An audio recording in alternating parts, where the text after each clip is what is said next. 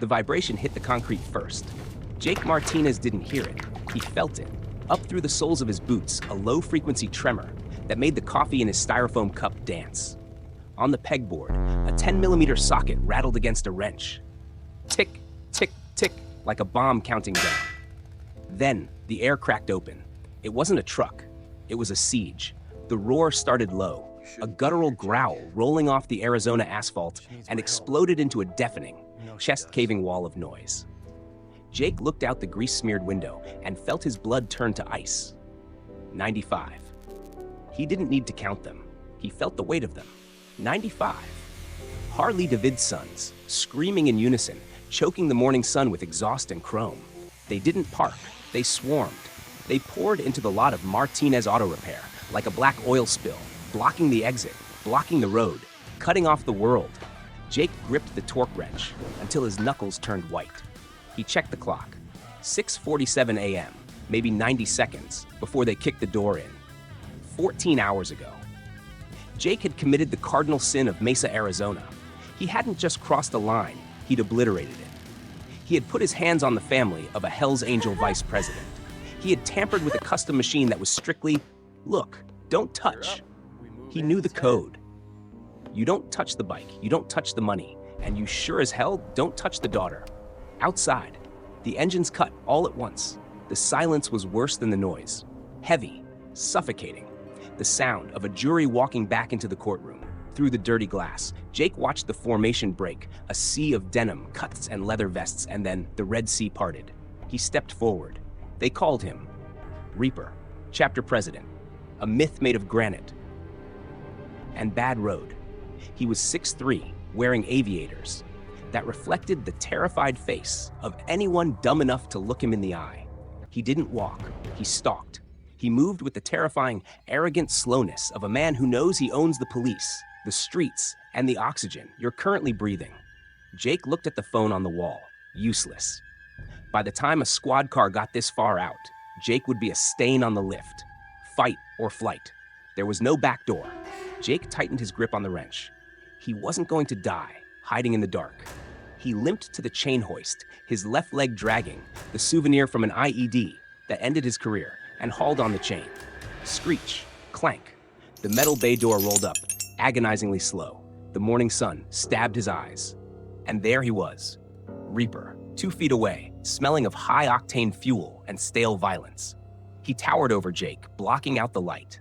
Jake didn't flinch. He stood his ground, the wrench heavy in his hand, waiting for the knife, the bat, the bullet.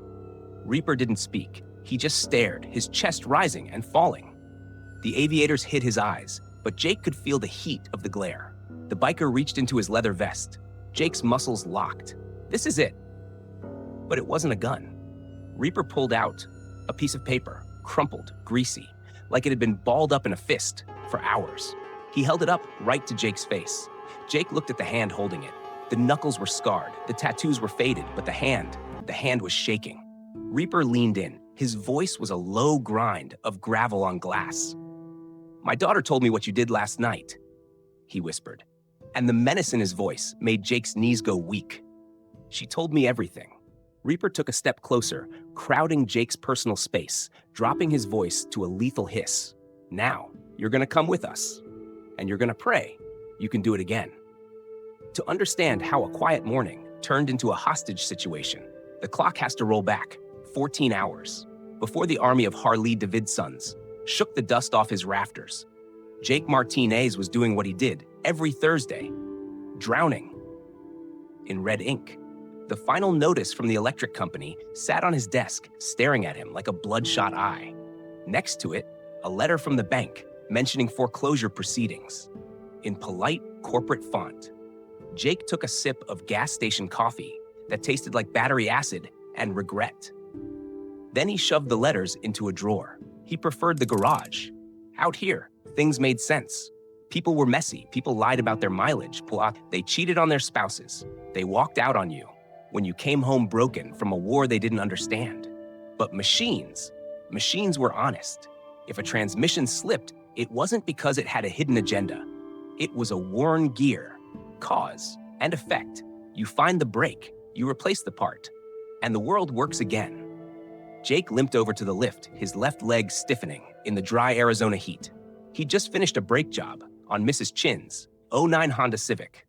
The bill should have been $400. He charged her $150. She lived on Social Security and brought him homemade tamales at Christmas.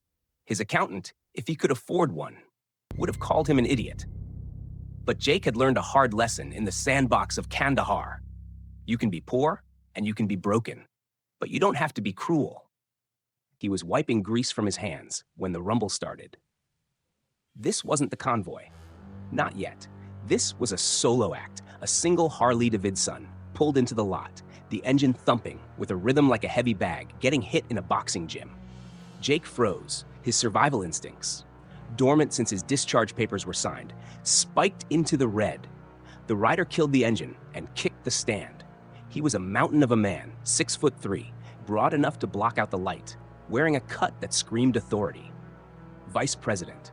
The death's head patch on his back wasn't a fashion statement. In this part of the state, it was a warning label.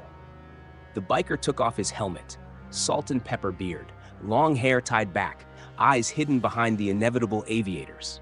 He didn't look at Jake immediately. He scanned the shop, head moving slowly, assessing the exits, the cameras, the threats. Then he turned.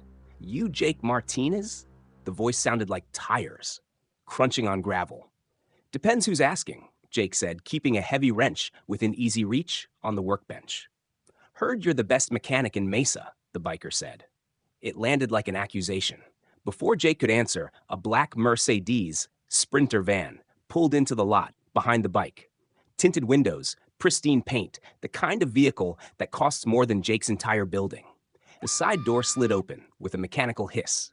A hydraulic lift extended, lowering a passenger to the cracked pavement. And that's when the air left the room. It was a girl, maybe 16, long brown hair pulled into a messy ponytail, a vintage Nirvana tee that looked like it had been washed 100 times. She looked like any other teenager in America, except for the look in her hazel eyes, a wariness that belonged to someone 3 times her age. And the chair. Jake knew machinery, he knew engineering, and he knew immediately that the wheelchair she was sitting in wasn't something you bought at a medical supply store. It was a masterpiece. Titanium frame, matte black, independent suspension on all 4 wheels, a joystick interface that looked like it belonged in a fighter jet cockpit. Sleek, lethal, and incredibly expensive. The girl motored toward the garage bay, movements practiced, precise. But Jake caught it, a tiny wince of pain, as the wheels hit a crack in the concrete. "My daughter," the biker said, stepping up beside Jake, the menace in his voice dialed back about 10%, replaced by something thicker, something protective. "Sophie," Jake nodded, keeping his face neutral. "Nice to meet you." "She needs an oil change," the biker grunted.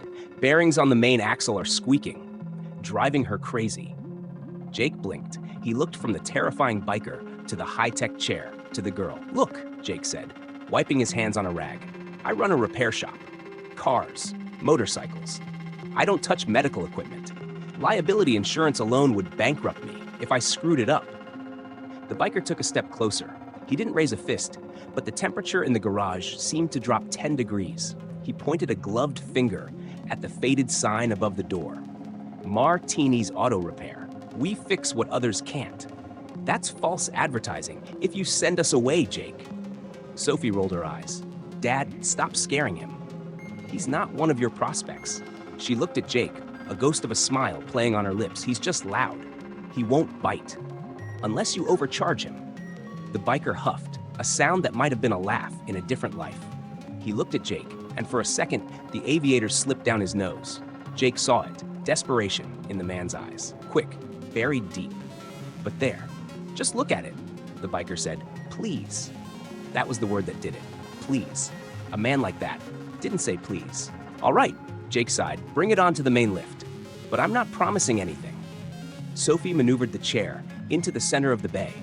Jake grabbed his creeper, the rolling board mechanics used to slide under cars, and knelt beside the titanium machine. "I need to see the undercarriage," Jake said. "Can you tilt it?" "Yeah," Sophie said. She toggled a switch and the seat angled back, exposing the complex machinery beneath. Jake lay down on the creeper and slid underneath the chair. It was a marvel of engineering. The wiring was mil-spec. The hydraulics were silent. He traced the axle to the main bearing housing. Custom, sealed tight. He pulled a small flashlight from his pocket and clicked it on, shining the beam into the dark recesses of the chair's frame. "I see the problem," Jake called out. "Grease fitting is dry." But he stopped. The beam of his flashlight had caught something else. It wasn't a mechanical part. It wasn't a wire. Tucked high up inside the frame, welded into a spot where no mechanic would ever look unless they were searching for a microscopic fracture, was a small, black rectangular box, wired directly into the chair's power supply. Jake squinted. He knew what a tracking device looked like. He'd seen enough of them on convoys in Afghanistan. But this wasn't a tracker. A tiny red light blinked, steady, rhythmic. And next to the light, taped to the black box, was a bundle of wires leading straight to a brick of gray putty. Jake's heart stopped. He knew exactly what C4 looked like. He was lying directly underneath a bomb. Jake blinked, and the bomb vanished. The brick of C4 dissolved into a cheap aftermarket lithium battery, wrapped in gray electrical tape. The detonator was just a sloppily soldered voltage regulator with a blinking LED. The panic in Jake's chest, the frantic drum solo heartbeat of a soldier back in the kill zone, slowed to a dull thud. It wasn't an IED. It was just a hack job. But as the adrenaline faded, something colder moved in. Anger. Sharper. Jake lay on the creeper, staring up into the titanium gut of the machine, and felt a familiar tightness in his jaw. The 101 Stay Airborne hadn't just taught him how to dodge bullets. They'd taught him to read metal, to see the story a machine tells when it thinks no one is looking. And this chair was telling him a horror story. "You find the squeak." Reaper's voice rumbled from above, vibrating through the chassis. "I found a lot more than a squeak," Jake whispered to himself. He slid out from under the chair, wiping grease from his hands. With a rag that was already ruined, he sat up, meeting Sophie's gaze. She was looking at him with a mix of hope and apology, like she was sorry for taking up his time. "Name's Reaper," the biker said, extending a hand that looked like it could crush a bowling ball. "This is Sophie. That rig cost $40,000. Custom build out of California. Supposed to be the Rolls-Royce of chairs. But it squeaks like a rusty gate." Jake took the hand. Rough, calloused, dangerous. Jake. "3 people told me to come here," Reaper continued, his eyes locked on Jake, behind those aviators. "Said you see things other mechanics miss. Don't make me a liar, Jake. It wasn't an introduction. It was a calibrated threat. Fix it, or else." Jake turned back to the chair. He walked around it, eyes narrowing, shifting into what his platoon used to call the X-ray. He wasn't looking at paint or chrome anymore. He was looking at the geometry of pain. "Hop in for a second, Sophie," Jake said softly. "I need to see how it sits with weight on it." Sophie maneuvered into the seat. As she settled, the chair groaned. Not a squeak, a groan. Jake watched her body language, the way she subtly shifted her left shoulder, the way she grimaced when the chair settled, the way her right hand gripped the joystick until her knuckles turned white. In 30 seconds, Jake knew. This wasn't a mobility device. This was an Iron Maiden on wheels. "You said this was custom built?" Jake asked, kneeling by the wheel hub. "Top of the line," Reaper said, crossing his massive arms. "Best engineers money can buy." "They lied to you," Jake said. The silence that followed was heavy enough to crack the concrete floor. Jake stood up, his bad leg throbbing. He ignored it. He pointed to the battery pack he'd seen underneath, the bomb from his flashback. "See this? The center of gravity is all wrong. They mounted the heavy-duty battery pack too far forward. It's putting about 45 pounds of leverage on Sophie's lumbar spine every time she sits down. And the alignment. It's towed in 3 degrees. Doesn't sound like much, but it means the chair is constantly fighting to go left. Sophie. You have to push the joystick constantly to the right just to go straight. Don't you?" Sophie's eyes went wide. She looked at her dad, then back at Jake. "Yeah, I thought I was just weak." "Show me your hand," Jake said gently. She held out her right hand. On the palm, right where the joystick rested, a thick yellow callus and lymphoma. A 16-year-old girl shouldn't have construction worker hands from driving a chair, Jake said, his voice rising, just a fraction. And the brakes? I bet they grab on the left side first. Snaps your head forward every time you stop. Sophie nodded, her mouth slightly open. How did you know? Because I've seen it before, Jake said, and his mind flashed back to a Humvee in the Korengal Valley. A factory defect in the suspension nobody else caught. He'd grounded the vehicle. 3 days later, that same truck took a direct hit from an RPG. If the suspension had been weak, the crew would be dead. There's a difference between broken and wrong, Jake said, looking directly at Reaper now. Broken means a part failed. Wrong means it was designed to fail. Sophie looked down at her lap. Her voice was barely a whisper. I've been telling myself for 2 years that it was just me. That I needed to get used to it. Everyone said it was perfect.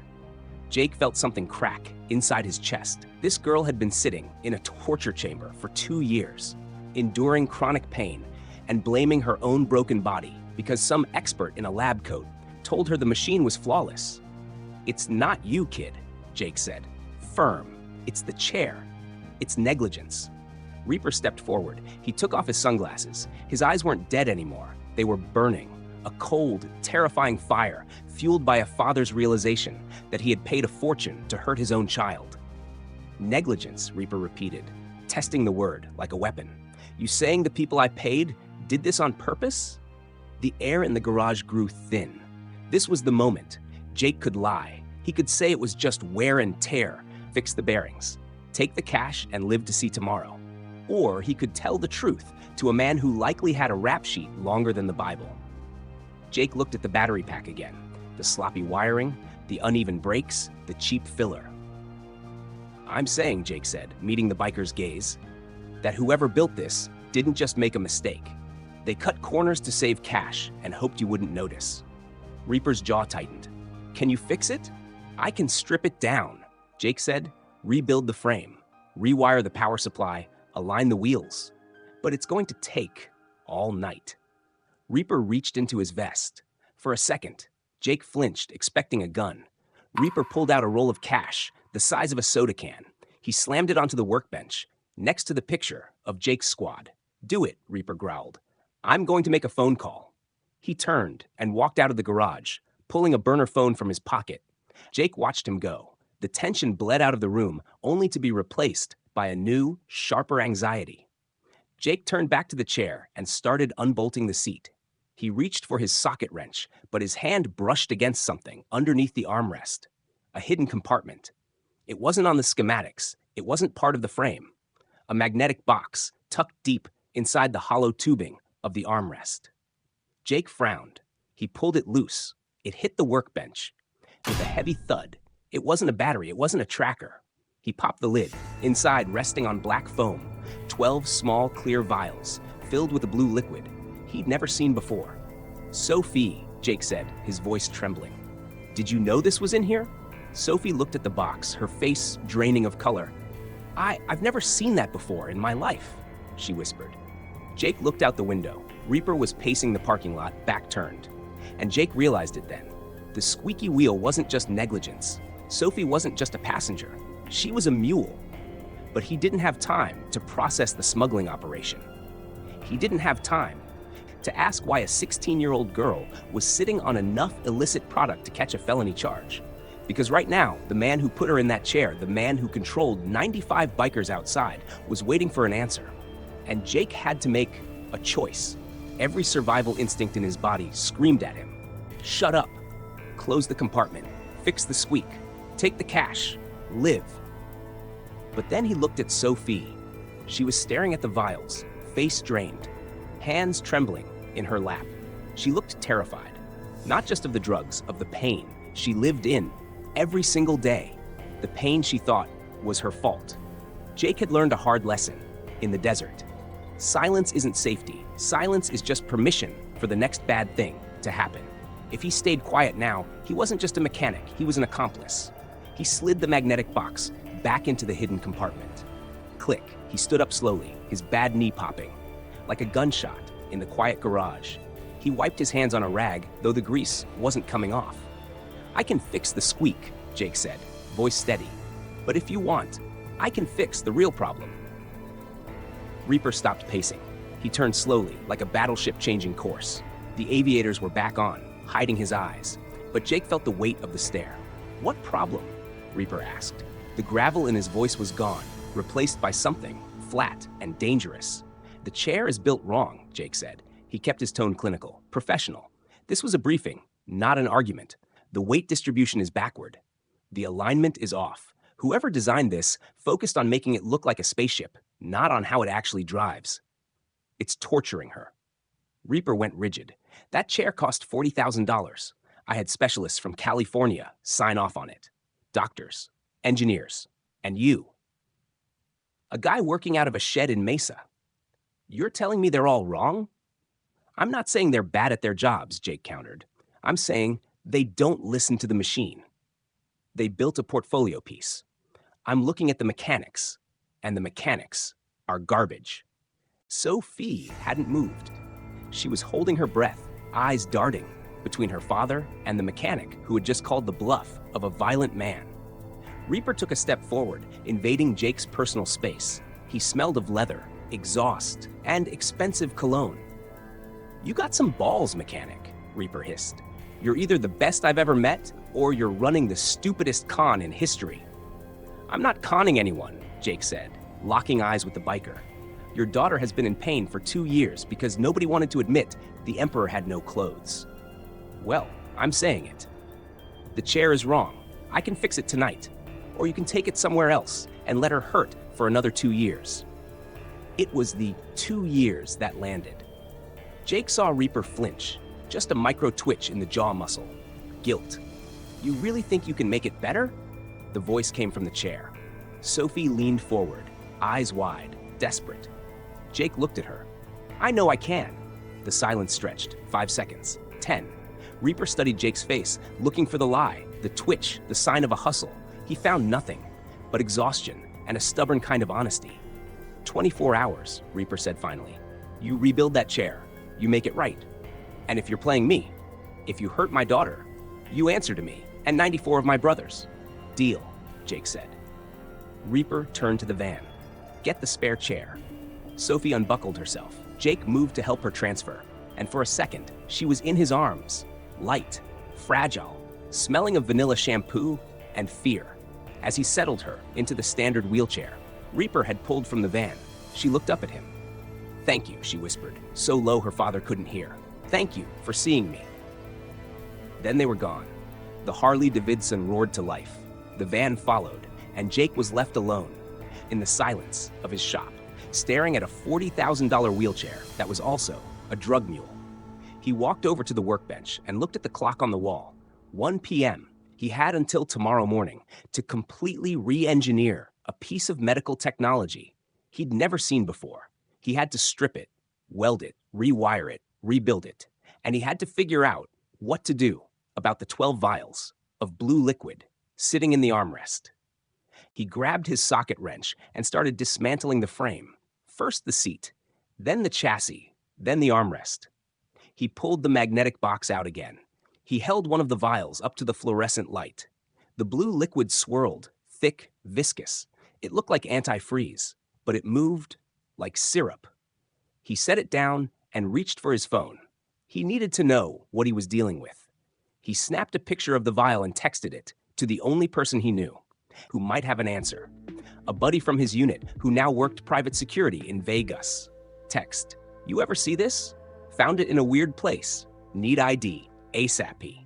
He put the phone down and went back to work. He worked through the afternoon. The sun dipped lower, casting long orange shadows across the concrete floor. He cut the battery mount and moved it 6 inches back, re-welding the frame to distribute the weight. He stripped the wheel hubs and machined new spacers on his lathe to fix the alignment. He was in the zone, the mechanic's trance, no pain in his leg, no debt, no loneliness, just the problem and the solution. Around 8 p.m., his phone buzzed. Jake wiped his hands and picked it up. A reply from his buddy in Vegas. Text: "Call me. Now. Do not touch that stuff." Jake frowned. He hit the dial button. "Jake?" The voice on the other end was tight, urgent. "Where did you get that picture?" "That client brought it in," Jake said, keeping it vague. "Why? What is it?" Listen to me very carefully, his friend said. That's not street drugs. That's fentanyl blue. It's a synthetic concentrate. One of those vials has enough potency to kill half a city block. It's cartel grade. Where is it right now? Jake looked at the box, sitting on his workbench. 12 vials, half a city block. It's safe, Jake said, his throat suddenly dry. It's not safe, Jake. Ow, if you have that, you have a target on your back. Who gave it to you? Before Jake could answer, a shadow fell across the open bay door. Jake spun around. Standing in the entrance of the garage wasn't Reaper, wasn't a biker. It was a man in a cheap suit holding a clipboard. He looked like a tax auditor, except for the bulge under his jacket and the dead look in his eyes. Mr. Martinez? The man asked, smiling a smile that didn't reach his eyes. We're looking for a package, a very specific package that was left in a chair. He took a step inside, and we'd really hate to make a mess of this nice, clean shop. Mr. Martinez? The man in the cheap suit asked again, stepping fully into the garage. He didn't wait for an answer. He scanned the room. His eyes landed on the dismantled wheelchair, then on Jake, then on the magnetic box. For a second, the world stopped.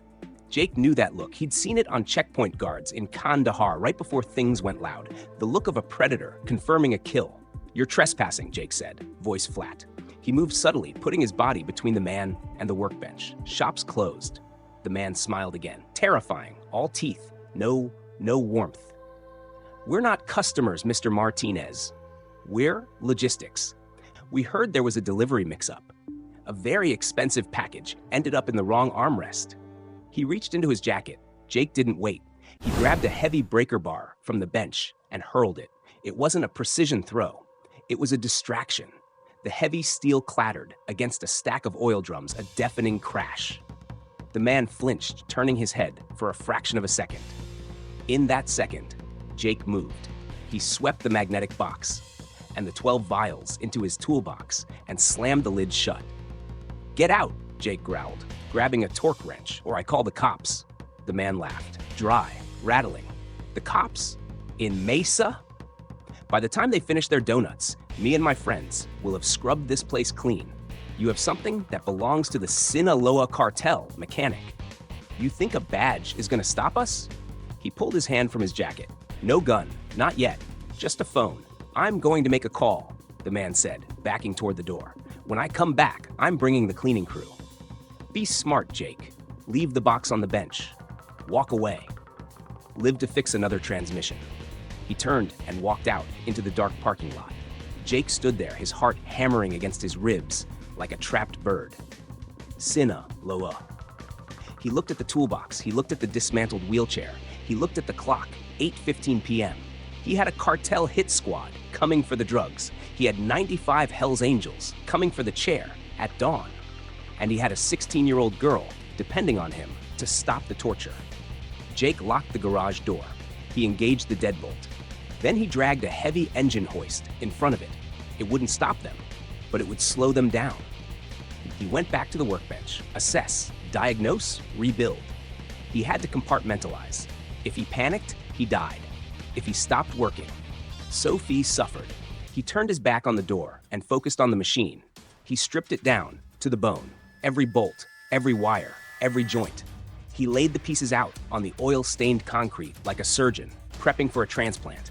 The battery pack, 47 pounds of dead weight, was the first enemy. He weighed it, positioned exactly where it would destroy a human spine. He grabbed his grinder. Sparks flew, a shower of orange, as he cut the mounting bracket. He was going to move it 6 inches back and 4 inches down, lowering the center of gravity, taking the load off Sophie's lumbar. Next, the seat cushion. He sliced it open with a razor. Cheap, low-density foam. It compressed to nothing, under pressure. No wonder she was in agony. She was basically sitting on a metal plate. He tore it out and replaced it with high-density memory foam he kept for custom motorcycle seats.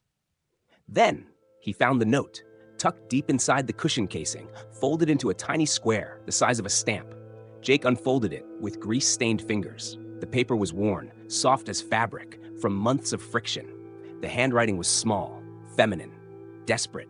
Someone please help. It hurts. 4 words. Sophie had written this. and hidden it inside her own chair, a silent scream in a bottle, hoping that one day someone would take the damn thing apart and find it. Jake stared at the note. He thought about his ex-wife, Sarah, 3 years since the divorce, but her voice was still there, narrating his insecurities. You always think you know better, Jake. The doctors, the therapists. One day your arrogance is going to cost you everything. Was he being arrogant? Was he really going to re-engineer a medical device in a garage while a cartel waited outside? Yes. Because the experts had failed. Because the specialists had built a torture chamber and charged $40,000 for it. Because sometimes a mechanic with a conscience is worth more than a doctor with a degree. He pinned the note to the wall next to the photo of his squad. Mechanics keep people alive. He picked up the welding torch. The blue flame hissed to life. For the next 4 hours, Jake Martinez worked like a man possessed. He rerouted the wiring harness. He machined new bushings for the wheel hubs. He calibrated the joystick sensitivity until it responded to the lightest touch. But as midnight approached, the doubt started to creep in. His leg was throbbing. His eyes burned. The silence of the desert night felt heavy, pregnant with violence. What if he was wrong? What if he put it back together and it didn't work? What if Sophie got in and it was worse? He looked at the phone on the bench. He could call Reaper, tell him to come get the chair, tell him about the cartel, tell him to bring the army early. His finger hovered over the dial button. Beep. A text message flashed on the screen. Unknown number. Text, don't bother calling your biker friends. We're watching the shop. You leave, you die. You call, they die. Just give us the box. Jake froze. They were outside, watching. He looked up at the high windows. Darkness, but he could feel it. Eyes. He wasn't just a mechanic anymore. He was a hostage in his own shop. He looked at the wheelchair, half assembled. The frame was welded. But the electronics were a mess of wires. If he stopped now, the chair was useless. If he continued, he might be dead before he finished. Then, a sound came from the back of the shop. A soft scritch-scratch. It wasn't the wind. It wasn't a rat. It was the sound of a glass cutter scoring the window of the back bathroom. Jake grabbed the torque wrench. He killed the lights. He stood in the darkness, listening, glass snapping, breathing shallow, silent breaths. They weren't waiting for him to give up the box. They were coming in to take it. But Jake wasn't just a mechanic. He was 101st Airborne. And in the desert, you learn something simple. When the enemy is at the gate, you don't hide. You change the battlefield. He didn't engage the intruders. He didn't try to be John Wick. Instead, he did the one thing they wouldn't expect. He threw the main breaker for the entire block. Click. The streetlights outside died. The neon sign of the liquor store across the street flickered out. The garage plunged into absolute, suffocating blackness. Jake knew his shop by feel. He knew exactly where the oil drum was. He knew where the lift controls were. The men outside, they were blind. He heard the cursing first, then the sound of a car peeling out. They weren't soldiers, they were thugs who didn't like fighting. In the dark, they would regroup. They would be back. But Jake had bought himself time. He flipped the emergency generator on. A low hum filled the space as the work lights flickered back to life. 1 a.m. He had 5 hours until dawn. 5 hours until 95 bikers rolled in. 5 hours until the cartel came back with heavier artillery. And the wheelchair on his bench was still a skeleton. Jake looked at the phone. He could call Reaper.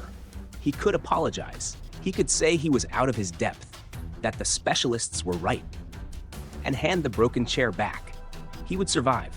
He would look like a fool, but he would be a living fool. Then his eyes landed on the note pinned to the wall. Someone please help, it hurts. Written by a girl who had been screaming in silence for 2 years. Jake set the phone down. He picked up the angle grinder. He stopped seeing the chair as a medical device. He started seeing it for what it was. A cage built by people who cared more about patents than pain. I've been wrong before, Jake whispered to the empty room, but I'm not wrong about this.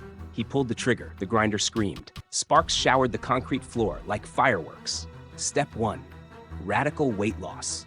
The titanium plating on the lower frame looked cool in a brochure, but it was 12 pounds of dead vanity. Jake cut it away. In its place, He bolted on carbon fiber panels salvaged from a wrecked Ducati he'd stripped months ago. Lighter means less inertia. Less inertia means less strain. Every ounce he shaved off was an ounce. Sophie didn't have to carry on her lower back. Step 2.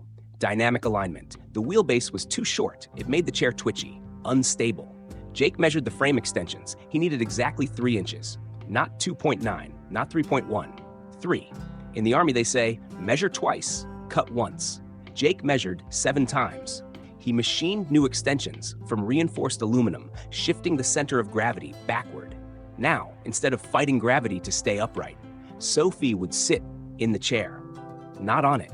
He pushed the frame across the floor. It glided, smooth, silent, right. Step 3, the suspension. Jake walked over to the corner where his old mountain bike hung, a relic from a life when he could afford hobbies.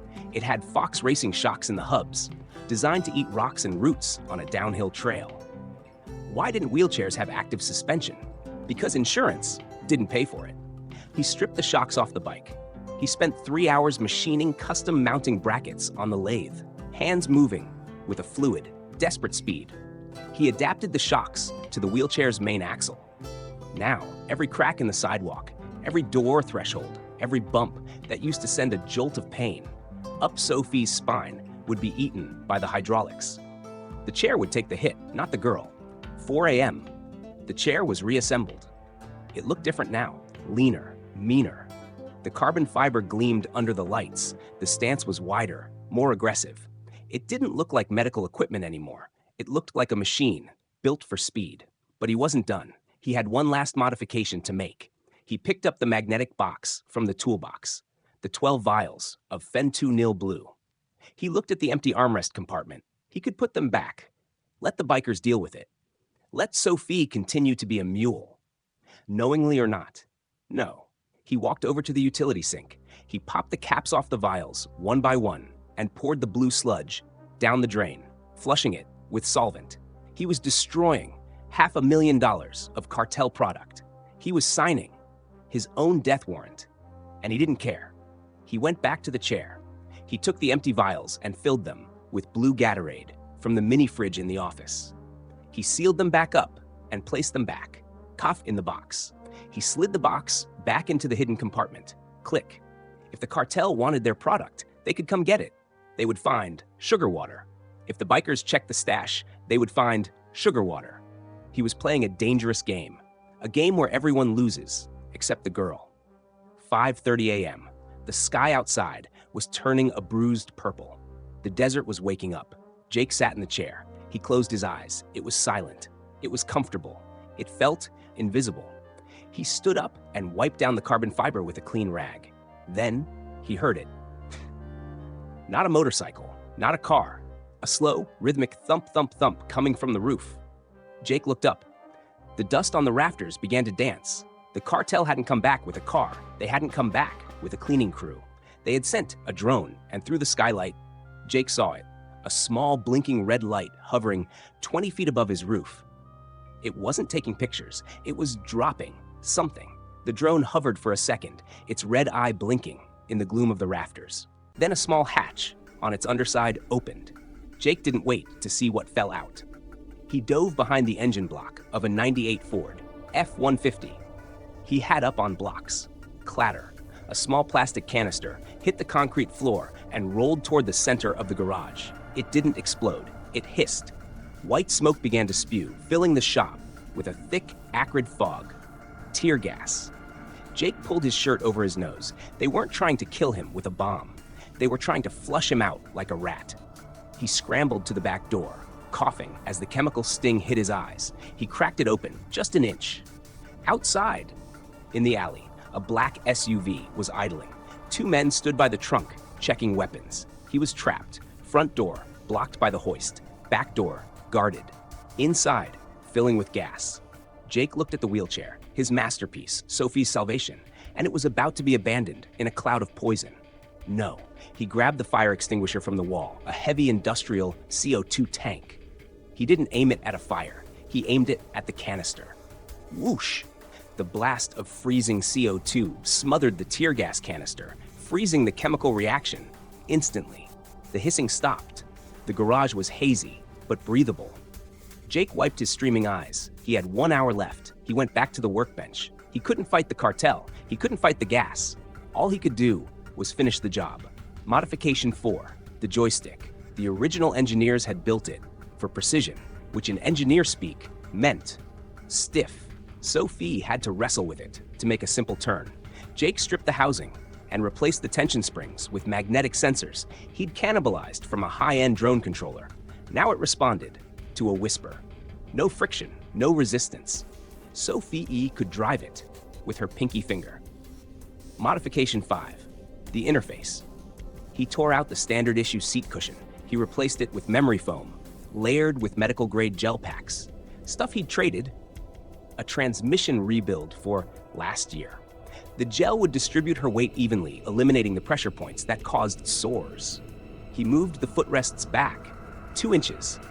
2 inches doesn't sound like much, but when your knees are hyperextended for 16 hours a day, 2 inches is the difference between walking at 40 or being in a wheelchair for life. He adjusted the armrests, ignoring the ergonomic charts, setting them by eye, imagining Sophie's small frame slumped in exhaustion. 5:30 a.m. The sun began to bleed into the sky, turning the horizon a bruised purple. Jake stepped back. The wheelchair didn't look like medical equipment anymore. It looked like a stealth fighter, low, wide, lethal. The carbon fiber panels caught the morning light. The suspension gleamed. He sat down on the floor, back against the wall, and let the exhaustion wash over him. His hands were shaking, not from fear, from the crash after adrenaline. He had just rebuilt a $40,000 machine in a war zone. He had fought off a siege, dodged a cartel hit, and fixed a squeak. But the real test was coming. 6:30 a.m. Jake cleaned the shop, a ritual. Tools back in the chest, metal shavings swept, grease wiped. He went to the bathroom and scrubbed his face. The man in the mirror looked 10 years older than the one who had woken up yesterday. His eyes were red from the gas. His knuckles were raw. He changed into a clean shirt. It wouldn't help him if the chair failed, but a man should look his best for his own execution. He sat on his stool next to the chair and waited. The silence of the morning was heavy. A bird chirped, a dog barked, and then the sound. It wasn't a drone this time. It wasn't a single bike. It was a landslide. The rumble started low, shaking the coffee cup on the bench, then grew into a roar that rattled the windows in their frames. 95 Harley-Davidsons. They were here. Jake didn't move. He didn't check the locks. He just sat there, listening to the thunder roll into his parking lot. The engines cut. The silence returned. Then, the heavy metal door rolled up. Reaper stood there, framed by the morning sun. Behind him, a sea of leather and denim. He walked in, boots crunching on the stray metal shavings. Jake had missed. He stopped 3 feet from the chair. He looked at the carbon fiber. He looked at the suspension. He looked at the new joystick. He didn't say a word. He turned to the door and whistled. 2 prospects brought Sophie in. She was in the spare manual chair, looking pale, tired, terrified. Reaper lifted her effortlessly and placed her into the new machine. Jake held his breath. Sophie settled into the seat. Her body didn't shift. She didn't wince. The gel packs took her weight. The backrest held her spine straight. She reached out and touched the joystick. The chair hummed to life. She moved it forward an inch, then back. Then she spun it in a tight, perfect circle. She stopped. She looked up at Jake. Her eyes were wide. "It doesn't hurt," she whispered. Reaper looked at his daughter. He saw the relief on her face. He saw the way she sat, tall and painless, for the first time in years. He turned to Jake. He reached into his vest. Jake braced himself, but Reaper didn't pull a gun. He didn't pull cash. He pulled out a small black object, a microphone.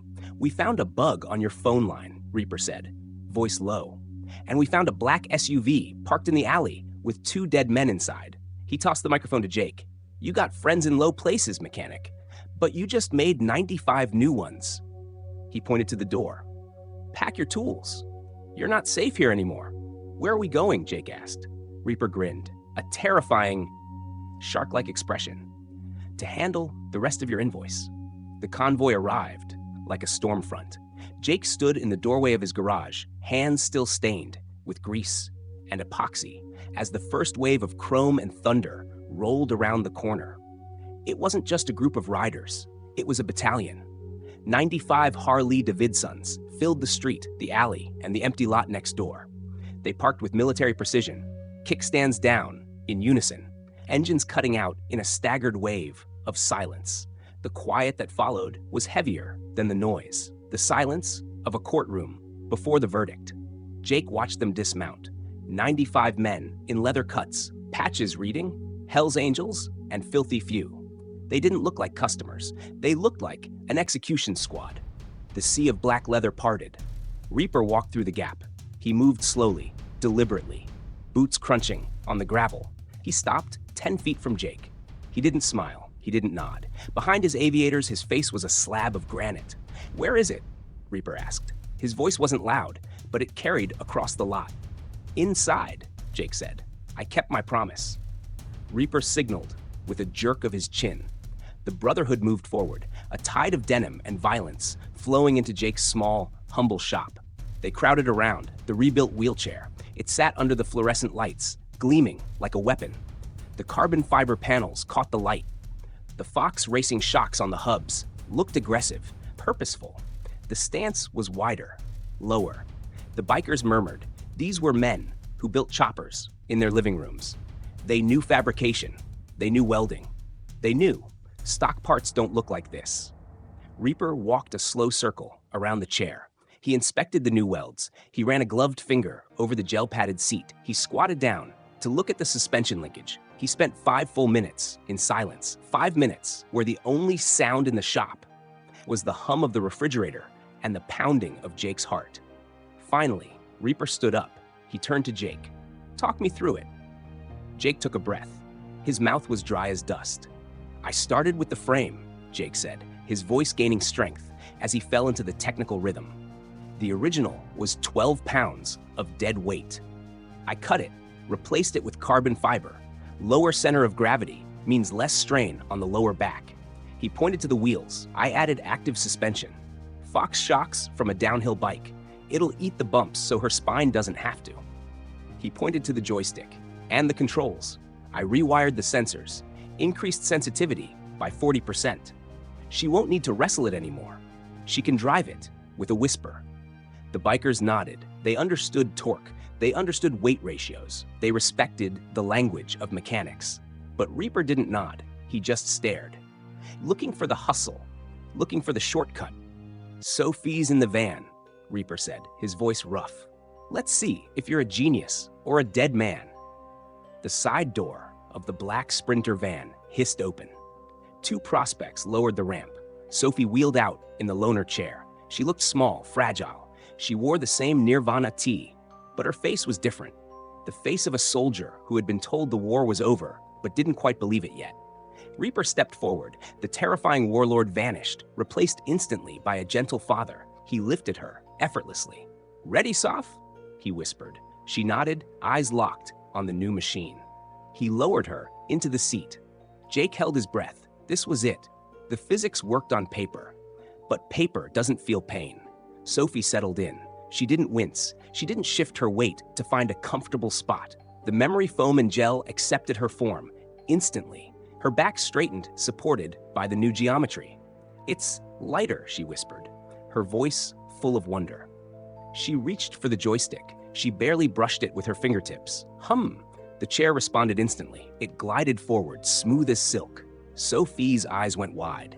She spun the chair in a tight 360 turn.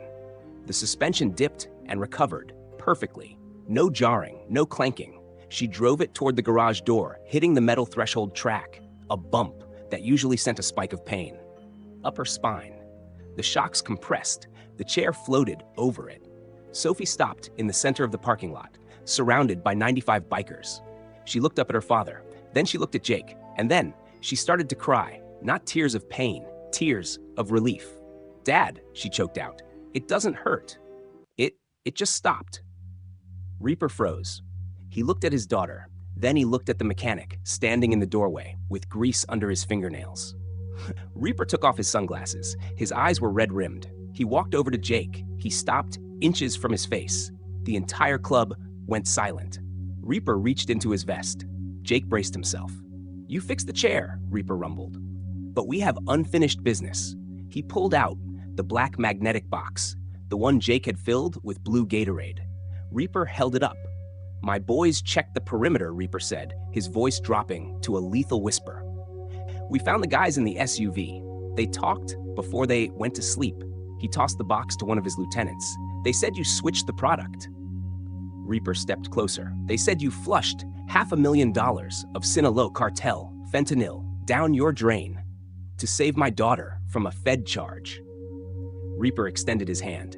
You saved her twice, Jake.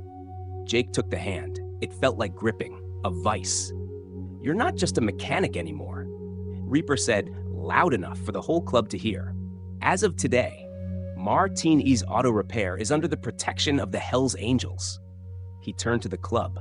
Let's ride. But as the engines roared to life, Jake's phone buzzed in his pocket. Unknown number. He pulled it out. Text. You think bikers can stop us?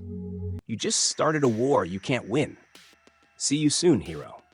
Jake looked up. The drone was back, and this time it wasn't dropping tear gas. The drone buzzed angrily against the skylight, like a trapped wasp. Then it banked hard and disappeared over the roofline. Jake watched it go, his heart hammering, a frantic rhythm against his ribs. Let them come, Reaper said, voice low, devoid of fear. They just kicked a hornet's nest. Outside, the celebration was already dying down. Reality was settling in. Sophie was spinning tight circles in the parking lot, laughing, a sound that cut through the tension like a knife. She was free. For the first time in 2 years, she was just a girl, not a patient. But inside the garage, the air had grown heavy again. Reaper placed a hand on Jake's shoulder. It wasn't a friendly pat. It was a grip, an anchor. We need to talk, Reaper said. The tone wasn't a request. It was a summons. Reaper walked back into the shop. Jake followed. Sophie rolled in behind them, still smiling, but quiet now, sensing the shift in the air. 3 other bikers, men with sergeant-at-arms patches, slipped inside and pulled the metal rolling door down. Clang! The sunlight vanished. The cheering outside was muffled. The garage felt small, intimate, dangerous. Reaper stood in the center of the room, arms crossed over his leather vest. The grateful father was gone. The warlord was back. You did good work today, Jake, Reaper said, measuring every syllable. You fixed my daughter when the experts failed. You saw what they missed. That earns you respect. Jake nodded, waiting for the other shoe to drop. But you also made me look like an idiot, Reaper continued, eyes hard. I paid 40 grand for that chair. I trusted those doctors. I trusted those engineers. And you, a guy with a wrench and a bad leg. You just proved that I let my daughter suffer for 2 years because I was too stupid to ask the right questions. The air in the room grew thin. Jake didn't flinch. I didn't do it to make you look bad, Jake said quietly. I did it because it was the right thing to do.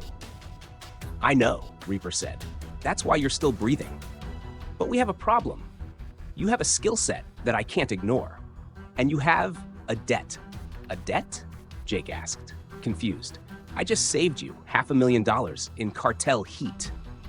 I'd say we're even, Reaper smirked, a terrifying expression. You saved me from the cartel, but you brought a war to my doorstep. Those guys in the SUV, they aren't going to just walk away. They're going to come back. And when they do, my club is going to have to bleed to protect you. Reaper reached into his vest. He pulled out a folded piece of paper and slapped it onto the workbench next to the socket set. So here's the deal, Reaper said. You're going to pay for that protection. Jake looked at the paper. It was a list, a long list. What is this? That, Reaper said, is a list of every broken wheelchair, walker, and pros the tick in our community. Veterans, single moms, kids who got hurt and fell through the cracks of the system.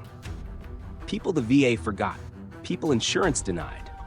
Reaper leaned in close, his voice dropping to a whisper. You're going to fix them all, every single one, and you're going to do it for free. Jake felt the blood drain from his face. For free? Jake stammered. Reaper, look around. I can barely pay the electric bill.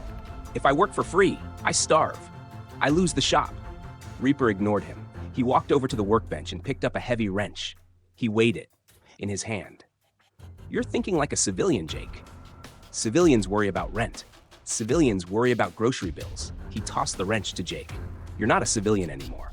You're an asset, and assets get taken care of. Reaper whistled. One of the sergeants stepped forward and dropped a heavy canvas duffel bag onto the floor. Thud. He unzipped it. It wasn't filled with tools. It wasn't filled with drugs. It was filled with cash. Straps of $100 bills, the tens of thousands of dollars. That's the $40,000 I paid for the chair, Reaper said, plus interest. Consider it. A retainer. Jake stared at the money. Enough to pay off his debts. Enough to fix the roof. Enough to breathe for the first time in 5 years. I don't want your charity, Jake said, though his voice wavered. It's not charity, Reaper snapped. It's an investment. You fix the people I care about, you 40, and the club makes sure your lights stay on. We make sure your rent gets paid. And we make sure the cartel doesn't put a bullet in your head.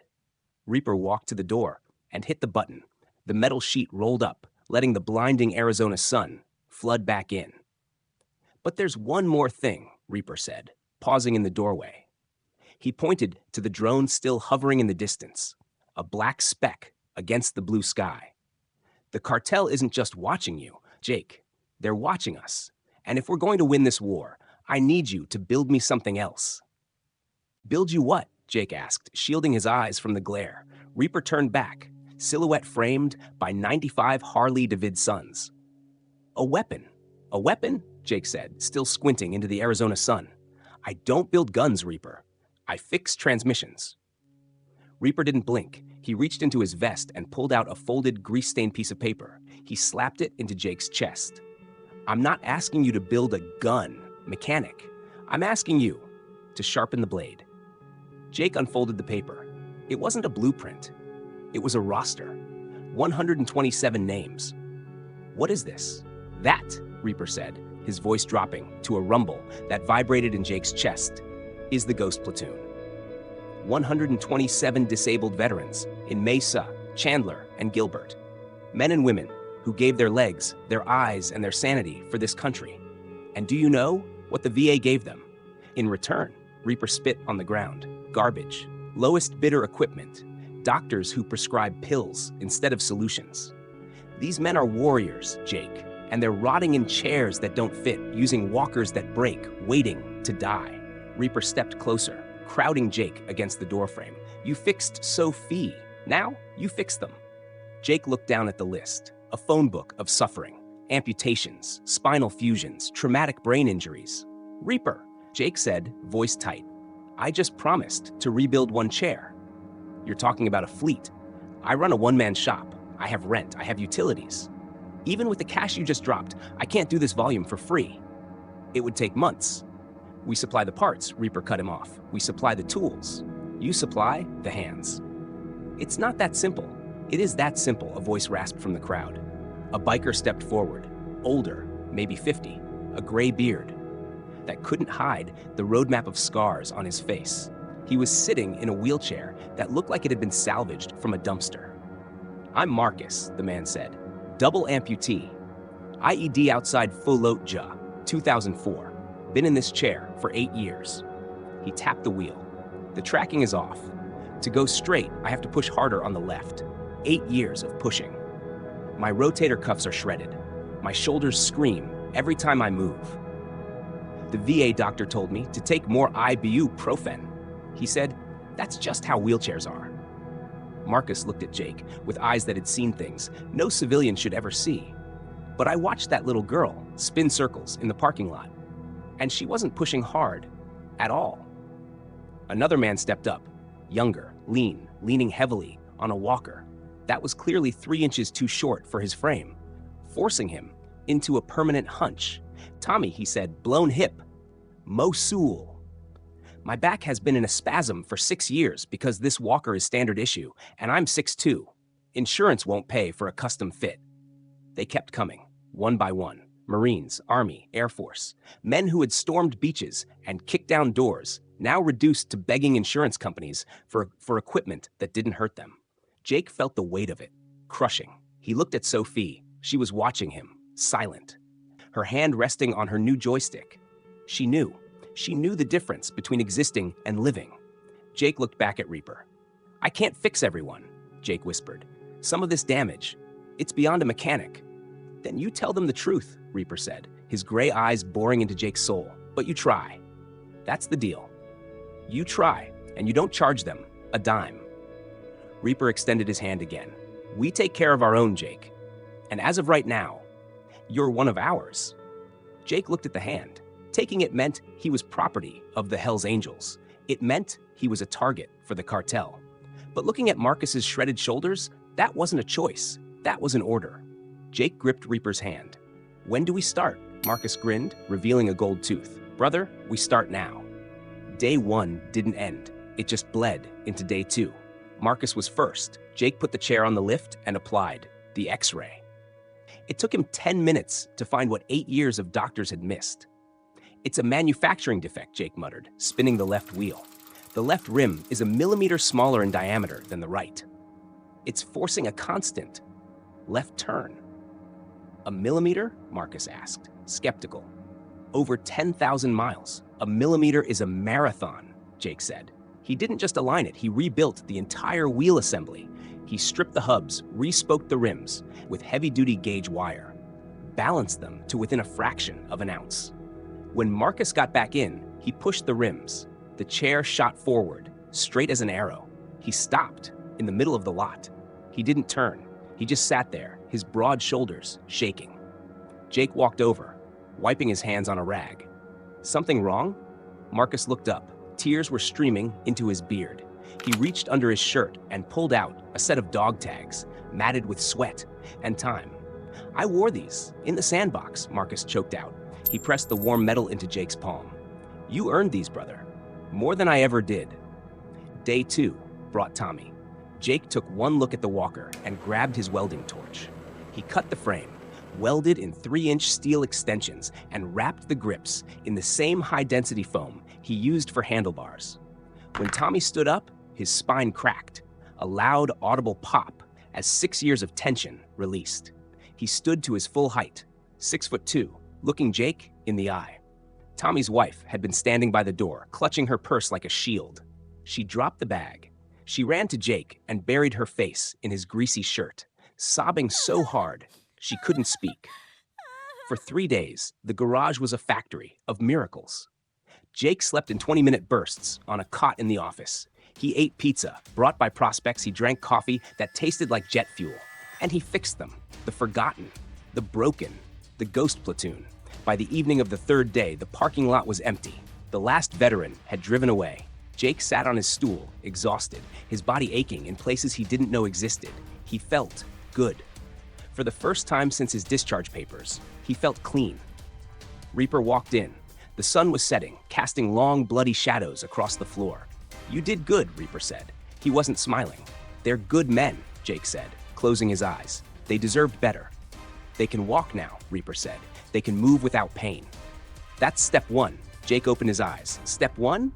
I thought that was the job.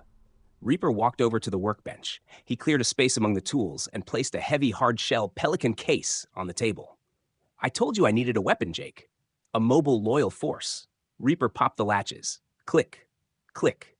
He opened the case. It wasn't medical equipment. Inside, nestled in custom-cut foam, were 6 compact submachine guns.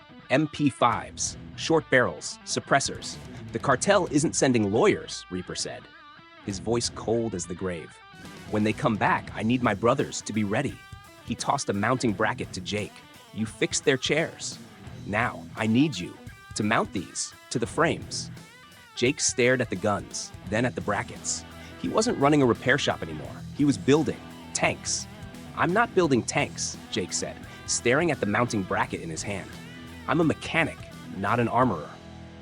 Reaper didn't blink. And these aren't just wheelchairs anymore. They're extraction vehicles. He pointed to the MP5s, gleaming in the foam.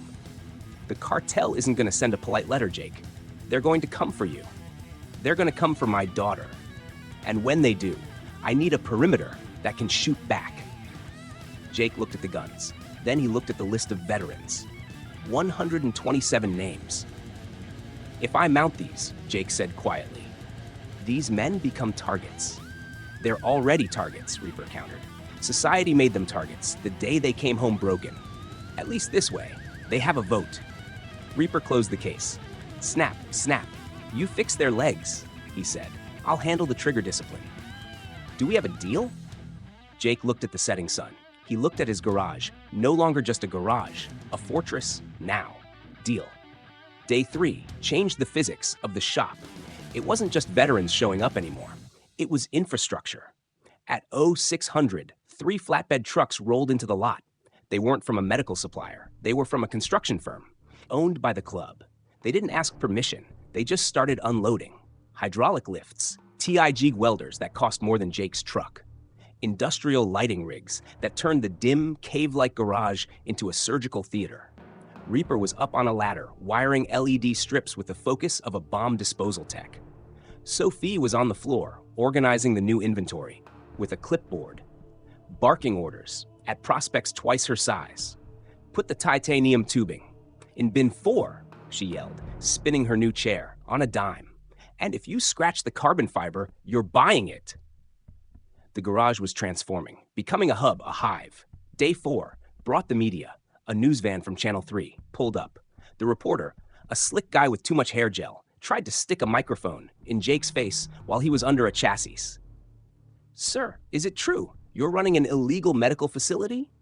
Jake started to panic. He wiped grease on his forehead, looking for an exit. But Sophie rolled between them. She blocked the camera with her chair.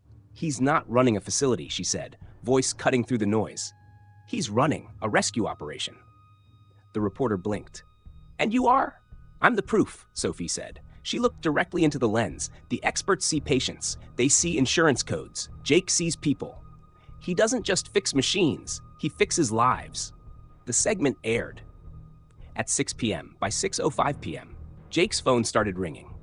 It didn't stop for 3 days. The VA clinics, the VFW halls, the physical therapy waiting rooms, the whisper network of broken men and women lit up. There's a guy in Mesa. He listens. He doesn't charge. He fixes it.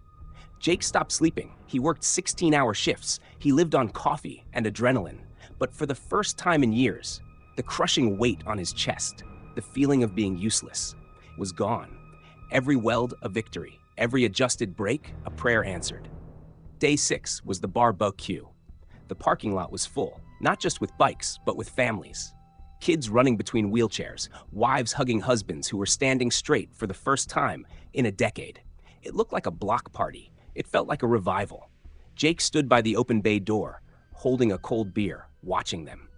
He felt a strange dislocation. He was the architect of this joy, but he still felt like an outsider looking in. Reaper walked up beside him. He wasn't wearing his cut, just a black t-shirt. He looked human. You know what you are now? Reaper asked, watching Marcus laugh with his kids. Jake shook his head. Tired? Essential, Reaper said. He clinked his bottle against Jake's. You're a brother, Jake. And brothers protect brothers, always. Jake took a sip. The beer tasted like cold iron. Even when the cartel comes back? Jake asked. Reaper's eyes went flat, especially then. Day 7 started like any other Tuesday. Jake was under a heavy-duty electric wheelchair, adjusting the suspension linkage for a former tank commander. Jake? The voice was soft, familiar. Jake slid out on his creeper. Yeah, Sophie? Need something from the top, shh. He stopped. His brain refused to process the image. Sophie wasn't in her chair. She was standing. She was holding a walker, one Jake had modified with lightweight aluminum and ergonomic grips, but her weight was on her feet. She took a step, then another. Her legs shook, but they held. Jake scrambled up, dropping his wrench. Sophie, what are you doing? You need to sit down. She shook her head, tears streaming down her face. The pain is gone, Jake, she whispered. The chair, getting my spine aligned, it stopped the inflammation. It gave the nerves room to breathe. My doctor said it was impossible. She took another step, closing the distance between them. He was wrong. She let go of the walker with one hand and reached out. You gave me my life back. Jake stood there, frozen. The girl who had been broken by experts, standing tall because of a mechanic. For a moment, the war outside didn't exist. The cartel didn't exist. The guns in the case didn't exist. There was just this, a miracle in a garage. But miracles attract attention. Outside, a black sedan rolled slowly past the shop. Tinted windows, no plates. It didn't stop. It just cruised by, slow and predatory. Reaper, standing by the door, stiffened. He watched the car, turned the corner. He pulled his phone out. "Code black," he said into the receiver. "Lock it down. Get the families out." He turned to Jake. The moment of grace was over. "Jake," Reaper barked, "get Sophie inside the office. Now." "What is it?" Jake asked, grabbing the walker. "The scout car," Reaper said, pulling a pistol from his waistband. "They're not waiting for nightfall anymore." He racked the slide. "They're coming now." Reaper shoved the walker into Jake's hands. "Get her in the office." Behind the safe, Jake grabbed Sophie's arm. "Come on." "What about you?" Sophie asked, resisting. "Dad?" Reaper didn't answer. He was already moving toward the weapon case. He popped the latches and pulled out an MP5. He slapped a magazine in, metallic clack, echoing like a gavel drop. "I'm gonna say hello," Reaper said. He walked out into the sunlight. Jake dragged Sophie into the small, cluttered office and slammed the door. He shoved a heavy filing cabinet in front of it. "Stay down," Jake ordered. He grabbed a tire iron from the corner. It wasn't an MP5, but it was heavy. Outside, tires screeched, doors slammed. Then, silence. Jake held his breath, listening through the thin drywall. "Lost?" Reaper's voice, calm, conversational. "Just looking for a mechanic," a new voice answered. Smooth, slick. "We heard he does custom work." "Shop's closed," Reaper said, permanently. A pause. "That's a nice German toy you got there," the stranger said. "But we brought American muscle." Click-clack. Shotgun slides, multiple. Jake looked at Sophie. She was huddled under the desk, face pale, but eyes fierce. Not crying. Calculating. "Dad won't shoot first," she whispered. "Not with civilians around." "There are no civilians here," Jake said. Suddenly, a roar erupted from the street. Not one engine. Dozens. The rest of the chapter. They had been patrolling the perimeter. They had been waiting. "Looks like your backup is a little late," Reaper said, dark amusement in his voice. "But mine is right on time." The sound of the Cartel car peeling out was the sweetest thing Jake had ever heard. Weeks passed. The war went cold, but the work stayed hot. Sophie's note. "Someone please help. It hurts," still pinned above the workbench. The mission statement. Sophie herself was transforming. She walked with forearm crutches now, custom carbon fiber jobs Jake had built to fit her exact height. She used the chair for long days, but she was mobile. She was lethal. She'd been accepted to Arizona State for biomedic engineering. "I want to design equipment that works," she told Jake one morning, organizing invoices. "I want to be the engineer who listens." Reaper had changed too. The warlord was still there, lurking behind the aviators. But he brought coffee now, the good stuff. "You know," Reaper said one morning, watching Sophie walk across the shop floor, "for 2 years, I blamed myself. I spent $40,000 trying to buy a solution. I hired the best. I got nothing." He looked at Jake. "You showed me. I was asking the wrong question. I was asking, how much? I should have been asking, does it help?" The Brotherhood expanded. The Martinez model went viral. In the underworld, chapters in Nevada and California started finding their own mechanics. Weekly fix-it days became mandatory. Veterans rolled in, broken by the system, and rolled out, whole. A community built on grease and gratitude. Then came the call from the VA. An administrator from Phoenix wanted a meeting. Jake wanted to tell them to go to hell, but Sophie booked it. The administrator was a sharp woman in a tailored suit. She sat on a stool in the dusty garage, out of place but unbothered. "Your methods are saving us millions in complaints and returns," she said bluntly. "Veterans who come here stop filing grievances. We want to hire you as a consultant." "I don't want your money," Jake said, wiping his hands. "I want you to listen. Actually listen. Not just check boxes." "That's why we're here," she smiled. Jake took the job on his terms. He'd review specs, he'd sit on boards, but he wouldn't stop turning wrenches, and he wouldn't charge a dime. Some fights you win by fighting. Some you win by refusing to leave the room. Saturday morning, the golden hour. Jake was working on a pediatric chair. The kid was 8. Daniel. Cerebral palsy. His equipment was 4 years old and falling apart. Daniel's mother sat on the bench, twisting her hands until the knuckles went white. She watched Jake like he was performing open-heart surgery. Sophie sat next to her.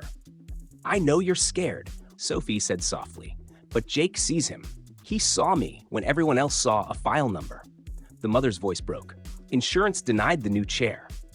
They said the old one was adequate. But it hurts him. I can see it in his eyes. Not anymore, Sophie promised. Jake finished the modification. He rebuilt the seat bucket with high-density foam and recalibrated the joystick for Daniel's limited motor control. He lifted Daniel into the chair. The boy's face lit up.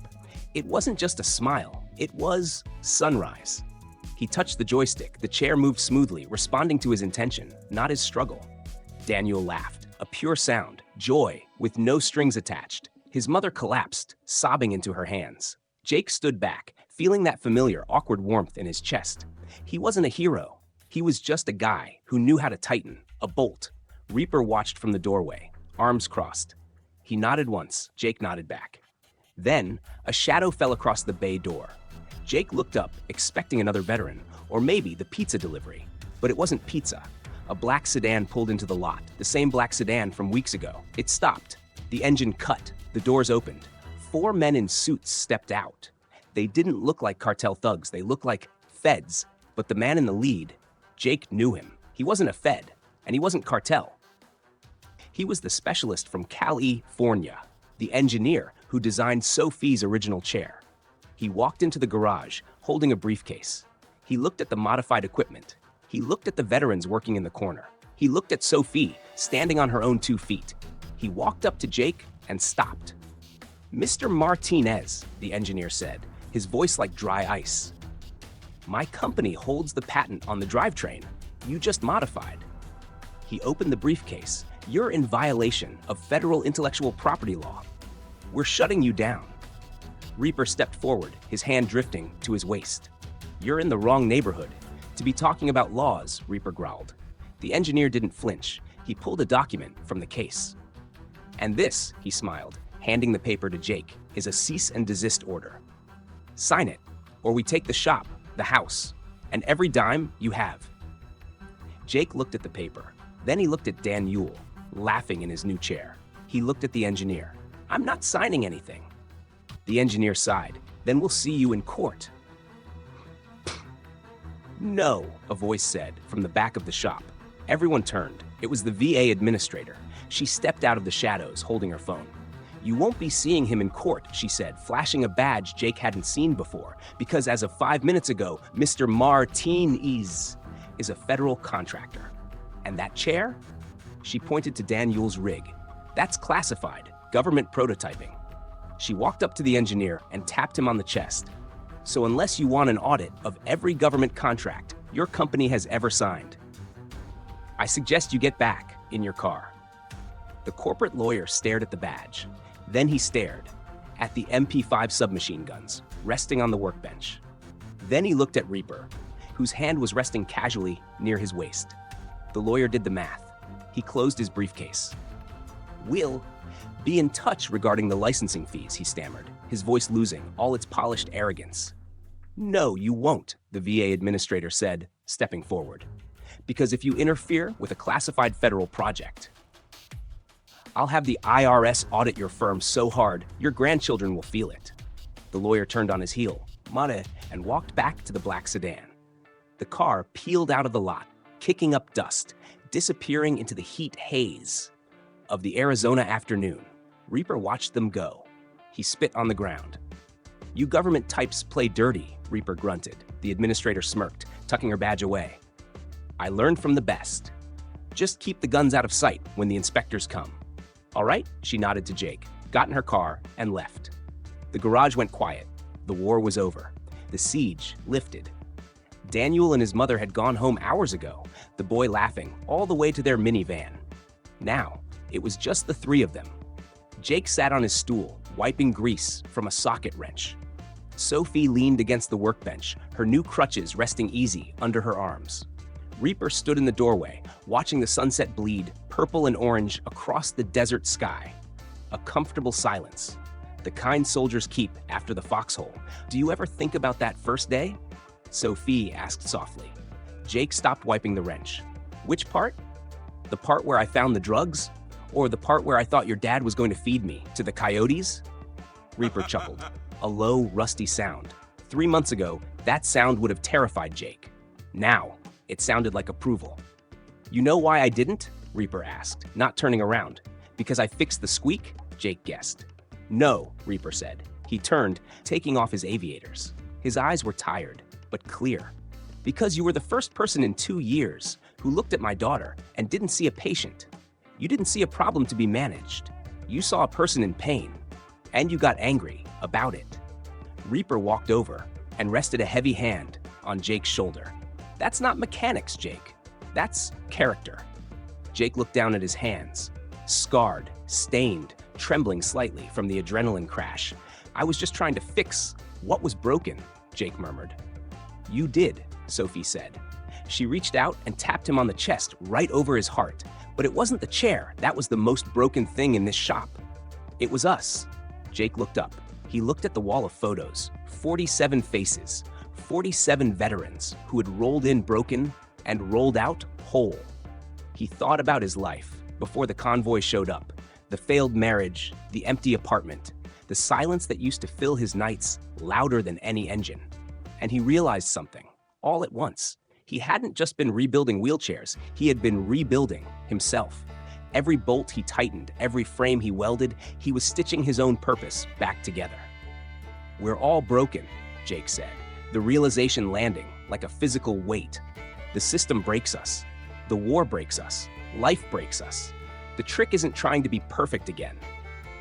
It's finding the people who will help you weld the pieces back together. Reaper nodded. He looked out at the parking lot, where 95 motorcycles sat in neat rows, a brotherhood built on gasoline and violence, now guarding a sanctuary built on compassion. It works, Reaper said. That's all that matters. The screen fades to black. But the story didn't end in that garage. In the 6 months following the standoff, the Martinez protocol went viral. Jake Martinez has now personally modified equipment for over 200 disabled veterans. He never charged a dime. The Hells Angels chapters across 12 states adopted the model. Fix-It Sundays are now mandatory for chapters from Nevada to Texas. Bikers who used to run guns are now running welding torches. Modifying wheelchairs for kids the insurance companies left behind. Sophie starts the biomedical engineering program at Arizona State next fall. Her application essay was titled, Engineering for Humans, Not Shareholders. She plans to burn the current medical equipment industry to the ground and rebuild it from scratch. And the Ghost Platoon, Marcus, Tommy, and 43 other veterans now volunteer at mobility clinics nationwide. They teach Jake's methods. They advocate for patients. They force the VA to listen. Because of their pressure, the VA implemented new procurement protocols. No equipment is purchased without end-user testing. As for Jake, he still drives a beat-up truck. He still wears grease-stained shirts. He still lives in the small house behind the shop. But he isn't alone anymore. The note Sophie wrote, "Someone please help, it hurts," is still pinned above his workbench. It's not a plea anymore. It's a reminder that expertise doesn't come from a degree. It comes from giving a damn. It comes from seeing suffering. Everyone else ignores and refusing to look away. If this story moved you, if you believe we have a duty to fix what the system breaks, hit that subscribe button, join the Ghost Platoon, because the world is full of broken things. And we need all the mechanics we can get. This is Silent Verdicts. We'll see you in the next case.